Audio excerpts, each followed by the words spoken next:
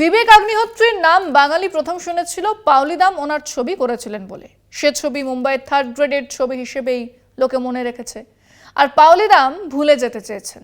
এরপরেও তিনি ওই একই মানের জিদ বলে একটা ছবি করেছিলেন। তার পোস্টারের নগ্নতা বক্স অফিস জমাতে পারেনি। এরপরে তিনি Buddha in a traffic jam ছবিটা করেন।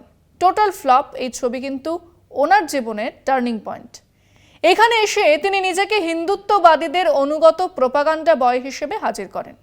কোথাও কিচ্ছু হয়নি, কেউ ছবি দেখেনি, কিন্তু উনি 2016-তে ওই ছবির একটা শো কোনোভাবে যাদবপুর বিশ্ববিদ্যালয়ে করানোর ব্যবস্থা করেছিলেন।